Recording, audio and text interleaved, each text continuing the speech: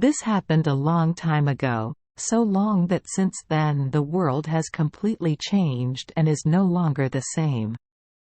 That year the drought was extremely disastrous. The ground dried up and cracked, the trees died. At that time there was an old couple without children.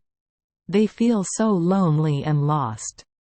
But one day the wife happily told her husband that God had heard their prayers, and she believed that she was pregnant. A year passed, 2 years, 3 years, and she still hadn't and 39 given birth. Only at the end of the 3rd year did she give birth to a son. That was during the heaviest drought, so his parents named their child Dried Wa Ko. He was an unusual son, because in just 6 months he had grown up like a young man, able to do everything for his father. One day, Wa Ko asked her mother, "Please tell me, what can I do to help the people and end this terrible drought?" "There is only one way, but that way is extremely arduous," the mother replied sadly. "Only someone who can defeat the mighty Dragon King who lives at the bottom of the Black Lake, presiding over rain and sun, can protect the people and the country. Many people have tried to do it, but so far no one has returned alive." "I will try," Dried Wa Ko said firmly. He prepared a small bag containing rice flour cakes, then went straight to Black Lake. He walked through deep forests, high mountains, low valleys, and on the 7th day he reached Black Lake. There was an eerie silence all around. Not a single bird sang, only an occasional dragonfly rippled the surface of the lake. Dried Wa Ko sat on a mossy rock and stared at the calm, mirror-like surface of the lake running far away as if captivated by it. He sat motionless for 100 days and 100 nights, just observing the lake water. Sometimes the gentle, lovely, quiet lake reflects the blue sky and dried flowers feels as if it smiles very cutely at her. At other times, the lake seems to be angry, the water is turbid, the lake agitates violently. Sometimes, the lake water ripples like a herd of sheep running, or high waves arise and collide with each other. Every day the lake is different, as if it has 100 faces to change. Dried Flower sat on the shore looking at the strange lake. He wanted to understand its secret. In the evening of day 101 Dried Flowers, she was so tired that she suddenly fell asleep. But even in his sleep, the thought of the lake did not leave his mind, it was always in front of him. Even in his sleep, he always saw the vast expanse of water, felt the wind stir up the waves, and the wave crests rose and grinded until the water stood up like 2 walls in the middle of the lake, creating a deep path to the bottom of the lake. And from that sparkling silver road, a beautiful young woman walked towards him. The young girl came closer, smiled, and said, "I am a princess, your daughter. For 100 days and 100 nights I looked into the mirror of the lake and saw him trying to discover the secret of the lake water, hoping to meet my father. You should know that up to now no mortal has been able to reach my father and number 39's country. I pity you and want to help you. Listen carefully because I and number 39 am about to tell you how to find the Dragon King. Walk from here in the direction of sunset and count 300 steps. There you will see an old hollow willow tree with its leaves hanging down into the lake water. Where the last small leaf of the longest willow branch touches the lake water, that place is the entrance to a deep cave, where my father lives." At that moment, the lake surface swelled again, and the beautiful face of the dragon princess also disappeared. Dried Flower shivered. The sun was high in the sky, and the boy didn't and #39 know if he was awake or dreaming, whether it was just an illusion or reality. But, following the princess and number 39's advice, he got up and headed west. And when he walked 300 steps, he was surprised to find himself right under a willow tree drooping its leaves into the lake. Dried Flower carefully looked to see where the last small leaf of the longest willow branch touched the surface of the lake.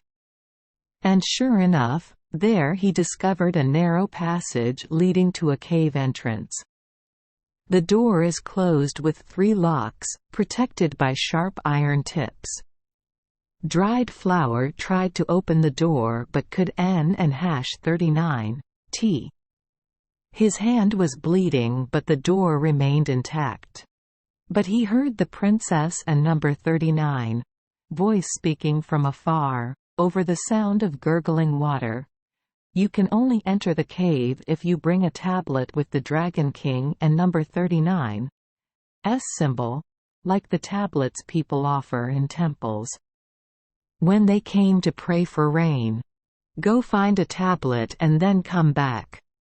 He had to take the tablet and strike it on the cave entrance 3 times. The door will open automatically. The princess didn't and #39 speak anymore, and the lake water slowly became quiet.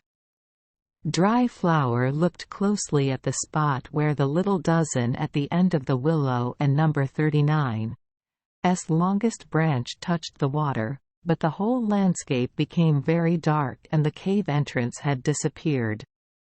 Without wasting any more time, he went ashore and returned to the village. When he went to his house, he asked his mother how to find a tablet with the Dragon King and number 39's symbol. Seeing her son return after several months of absence and being extremely tired, his mother cried with joy. He was eager to immediately ask the most important question, so he briefly recounted the difficult places and then asked, "Where can I find a tablet with the Dragon King and number 39's symbol to offer?" "It and number 39's not difficult, son," his mother replied. "Can be found in the temple. Now is a convenient time, you should go to the temple immediately." Today the temple held a big ceremony. Many worshippers came there. Dried Flowers go to the temple immediately. A crowd of believers crowded into the pagoda, discussing the appointment of a courageous person to offer the tablet so that the Dragon King would be moved to bring rain. Hua Ko parted the crowd and shouted, "Please hand over the Dragon King tablet to me. I will succeed." The crowd cheered and cheered. The believers gave Hua Ko the tablet with the symbol of the Dragon King and he bowed deeply and then walked out of the temple, the whole crowd following. For 7 days and 7 nights, Hua Ko led the group through the mountains and valleys to reach the shore of Black Lake on the evening of the 7th day. Dried Flowers led them to the old willow tree. At the place he stopped, he looked at the spot where the small leaf at the tip of the longest branch touched the water. The narrow passage to the cave entrance appears in the water. Without hesitation for a second, he jumped into the lake. He knocked 3 times on the closed door, and on the 3rd time it opened wide, while a bright light blinded him. In the middle of a cave paved with gold, silver and pearls, the Dragon King was sitting on a bed of jade. From his loose black shirt with silver fabric, his arms and legs protruded, with long purple claws. In the open mouth, one saw a shining blood-red ruby. Immediately took that ruby and put it in his mouth. Behind him there was the soft whisper of the Dragon Princess that he now recognized very clearly. He jumped to the Dragon King and number 39's side and took out the ruby, But as soon as he put it in his mouth, the Dragon King woke up, angry like crazy. "Damn worm!" he shouted like thunder, almost tearing his eardrums. "Who gave you permission to invade my residence and steal? Return the ruby to me now." Fire spewed from his nose as he screamed, "Dear Dragon King, I will never return the ruby to you. He is very cruel. He did not help the people, he only made them hungry and turned the land into a desert." Dried Flower said as he took the tablet and hit the Dragon King and number 39's body. The Dragon King immediately turned into stone. At the same time, Hua Ko also turned into a dragon covered with clouds, floating out of the cave. It flew very high. The blue sky opened up, it was bright, then it started to rain very heavily and for a long time. The people returned and saw that their fields were green. They cried with joy, thanking heaven and earth for rescuing them. The story of the son who was born and lived during a time of terrible drought ended like that. But since then there have always been dragon-shaped clouds floating in the sky and letting life-giving rain fall down. Thank you for joining us for today's fairy tale. We hope these stories bring joy and meaning to your day. If you love our channel, please hit the subscribe button so you won't miss any exciting tales. Wishing you a good night and sweet dreams. See you in the next story.